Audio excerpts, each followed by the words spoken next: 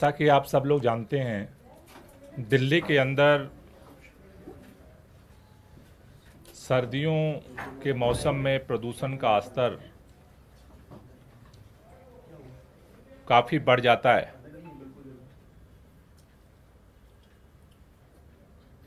प्रदूषण को कम करने के लिए अरविंद केजरीवाल जी के नेतृत्व में सरकार विंटर एक्शन प्लान के माध्यम से, समर एक्शन प्लान के माध्यम से बहुत सारी पहलकदमियां कर रही हैं, जिसके परिणाम स्वरूप अगर हम देखें तो दिल्ली के अंदर प्रदूषण के स्तर में लगातार गिरावट दर्ज की जा रही है। लेकिन सर्दियों के मौसम के बढ़ने के साथ साथ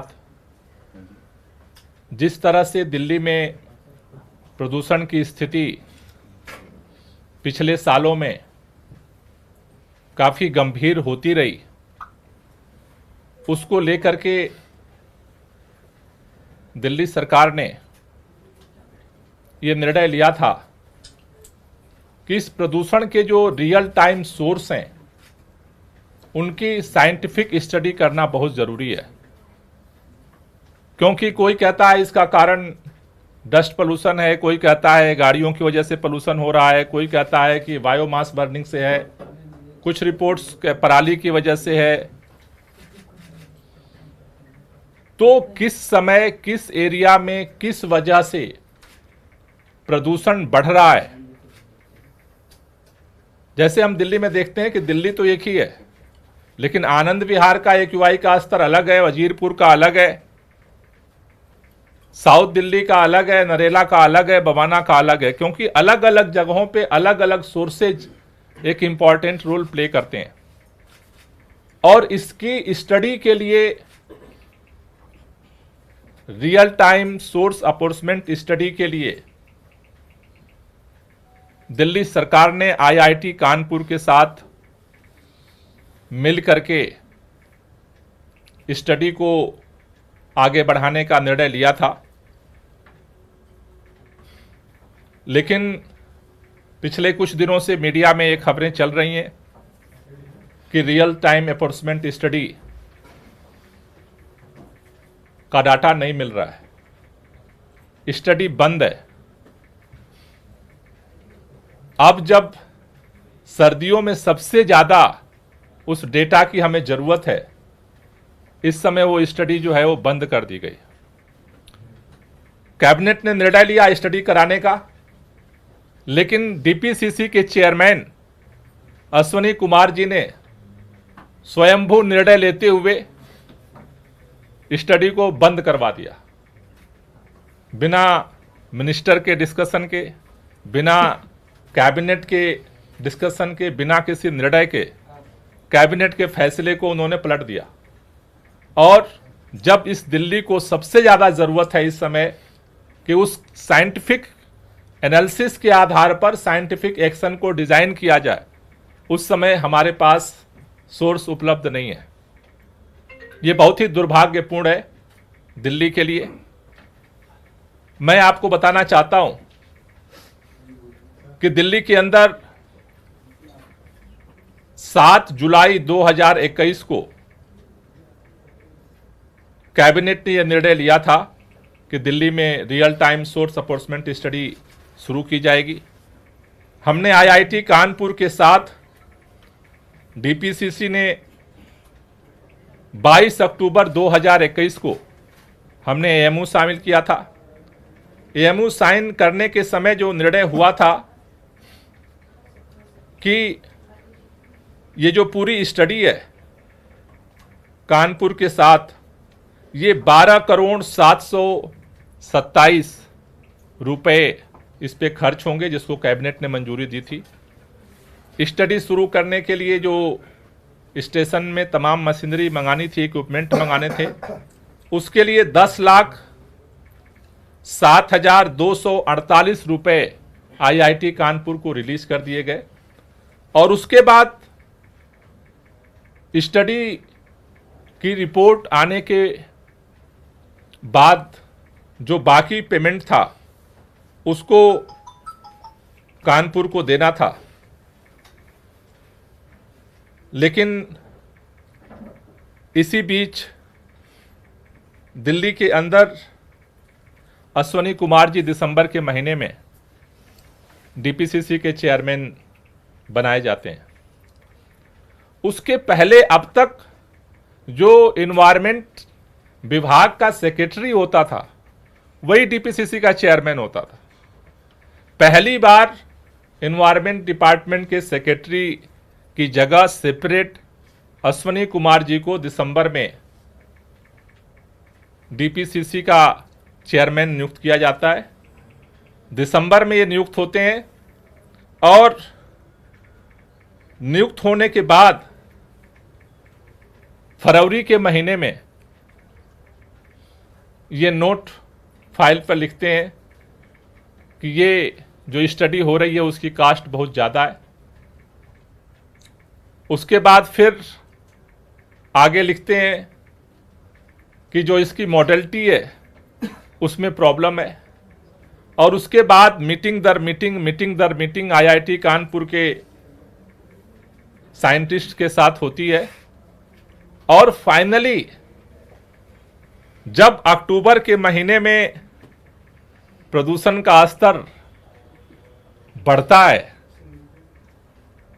18 अक्टूबर को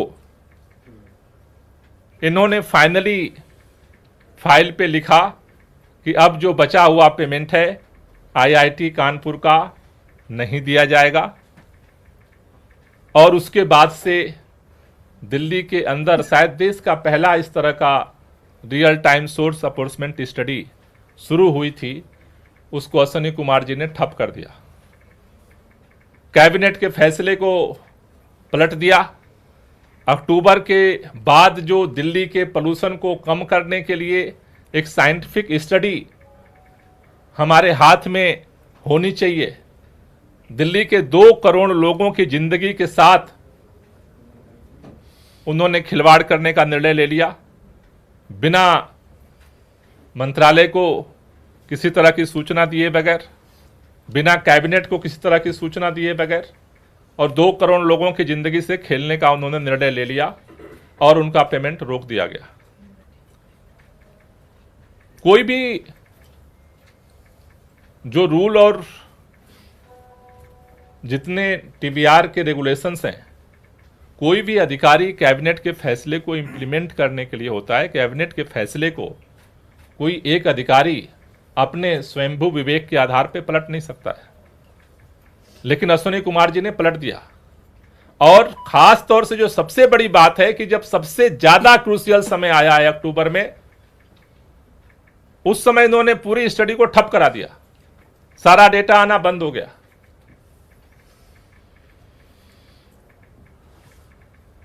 इन परिस्थितियों को देखते हुए जिस तरह का उन्होंने व्यवहार दिल्ली के लोगों के साथ किया है, उसके बाद भी हमने कई बार पता करने की कोशिश की, लेकिन कोई क्लियर सूचना नहीं दी गई। फिर हमने नोट भेज करके फाइल मंगवाई और फाइल से पता चला कि इस तरह से फरवरी से इसको स्टडी को बंद करने के लिए स्टेप बाय स्टेप कोशिश हो रही थी और अक्टूबर में आकर के उसे बंद कर दिया गया। जिस तरह के गैर जिम्मेदाराना, जन विरोधी और नियम विरोधी निर्णय अश्वनी कुमार जी ने लिया है, उसको देखते हुए आज हमने मुख्यमंत्री जी को नोट भेजा है कि ऐसी स्थितियों में अश्वनी कुमार जी को, जो डीपीसीसी के चेयरमैन हैं, उनको सस्पेंड किया जाए और उनके खिलाफ डिसिप्लिनरी जो है एक्शन लिया जाए। जिन्होंने दूसरा जो कैबिनेट ने निर्णय लिया था उसके अनुसार जो 2 करोड़ रुपया आईआईटी कानपुर का पेमेंट है उसे तुरंत किया जाए, जिससे वो स्टडी जो है वो शुरू हो सके। और साथ ही साथ ये विंटर्स जो सेशन है उसके समाप्त होने के बाद जो इस फील्ड के क्वालिफाइड साइंटिस्ट हैं उन लोगों से इस पूरे स्टडी को जो है रिव्यू किया जाए, जिसके आधार पर फर्दर आगे निर्णय लिया जा सके। मैं इस संदर्भ में आतिशी जी से चाहूँगा कि वो अपनी बात कुछ रखेंगे।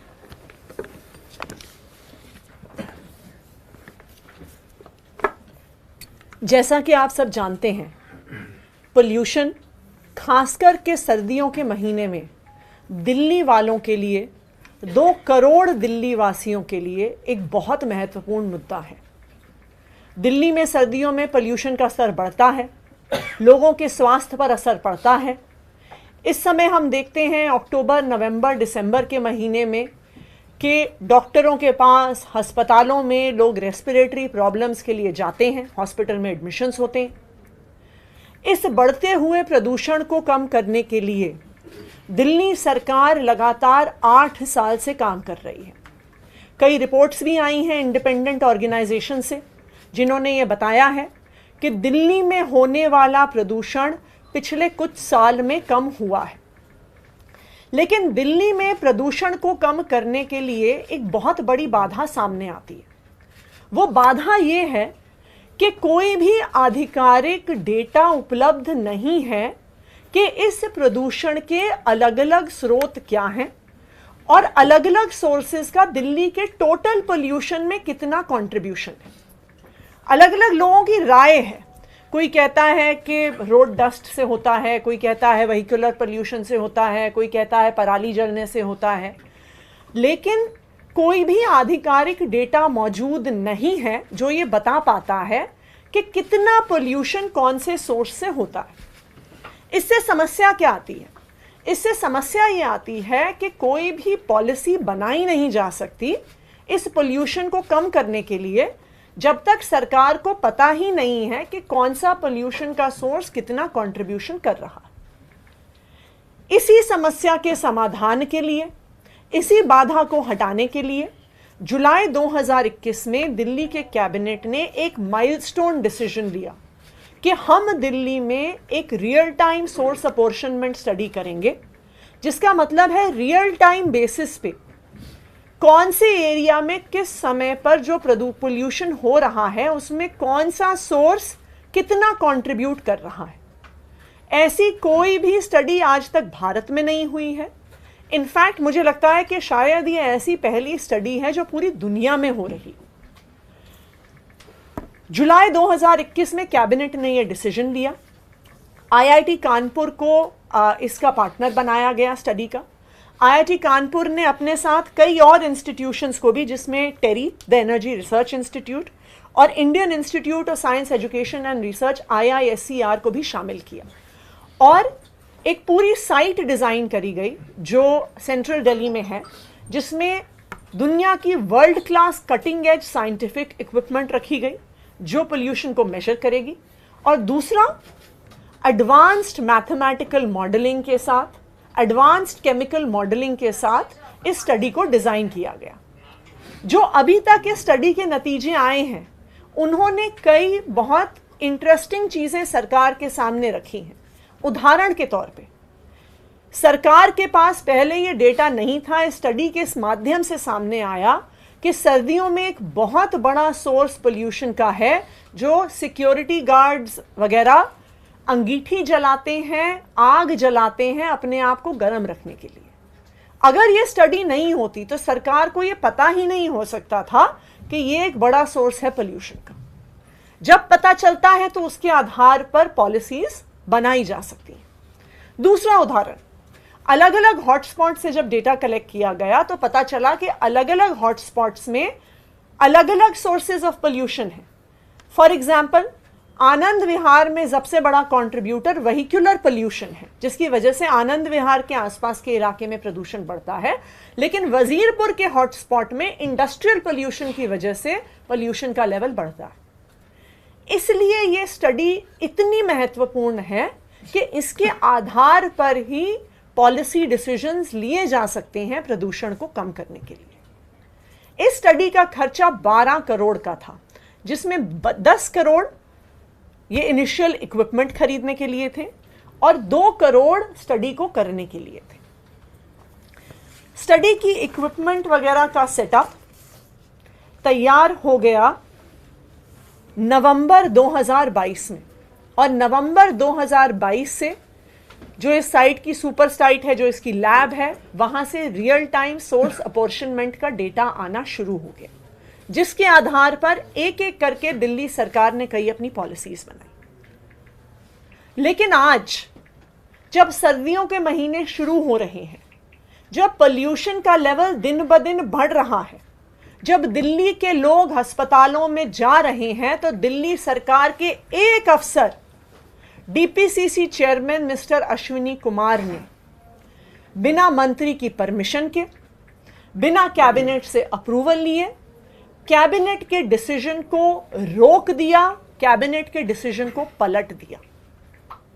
आज 10 करोड़ की मशीनरी और इक्विपमेंट वेस्ट पड़ी है, अनयूज्ड पड़ी है, क्योंकि अश्विनी कुमार जी ने तय कर लिया कि मैं बाकी 2 करोड़ का पेमेंट नहीं करने वाला। सबसे पहला सवाल ये उठता है कि क्या अश्विनी कुमार जी, जो खुद एक इलेक्ट्रिकल इंजीनियर हैं, क्या वो क्वालिफाइड हैं आईआईटी कानपुर की स्टडी को असेस करने के लिए, इसकी मैथमेटिकल मॉडलिंग पर सवाल उठाने के लिए, इसकी केमिकल मॉडलिंग पर सवाल उठा के कहने के लिए कि ये स्टडी सही नहीं है?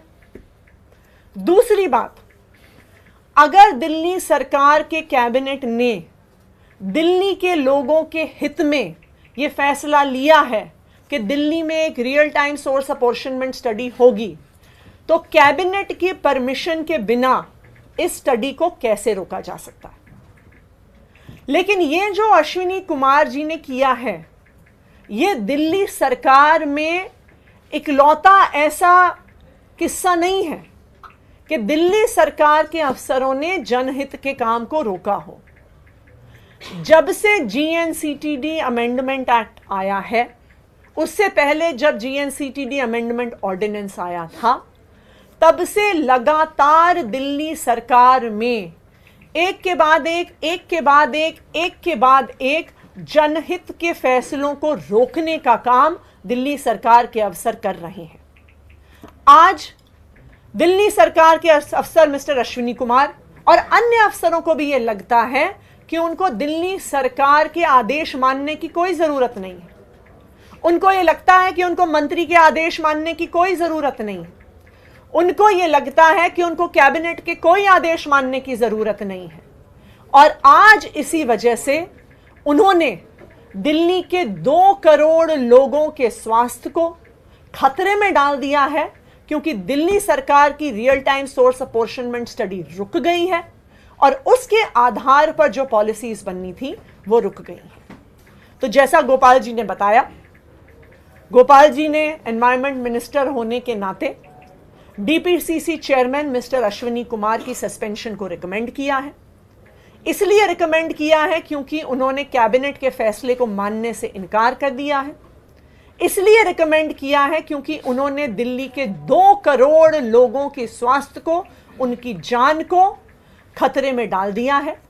और हमारे पर्यावरण मंत्री गोपाल राय जी ने मुख्यमंत्री अरविंद केजरीवाल जी को यह भी कहा है कि तुरंत आईआईटी कानपुर के सेकंड इंस्टॉलमेंट, जो मात्र 60 लाख रुपए का है, मात्र 60 लाख रुपए का पेमेंट रोकने की वजह से आज वो स्टडी रुक गई है। तो हमारे पर्यावरण मंत्री ने मुख्यमंत्री अरविंद केजरीवाल जी को कहा है कि वो पेमेंट तुरंत की जाए, कि ये जल्द से जल्द आईआईटी कानपुर की स्टडी शुरू हो सके और दिल्ली सरकार प्रदूषण को रोकने के लिए एक्शन ले सके। Thank you. क्योंकि सर्विसेज मंत्री हैं, आपका भी ये विभाग है सर्विसेज का विभाग, तो आप क्या इसे रिकमेंड करेंगे आगे, या एलजी से इस मामले में हस्तक्षेप की मांग आप लोग करेंगे? कि क्योंकि आपने कहा कि दिल्ली वालों के स्वास्थ्य से जुड़ा मामला है। देखिए, ये मामला दिल्ली की जो एनसीसीएसए है, national capital civil services authority, उसमें जाएगा और वहाँ से रिकमेंड होके एलजी साहब को जाएगा, क्योंकि एलजी साहब फाइनल डिसीजन मेकर हैं। पर मुझे पूरा भरोसा है कि एलजी साहब को भी 2 करोड़ दिल्ली वासियों की स्वास्थ्य की चिंता है।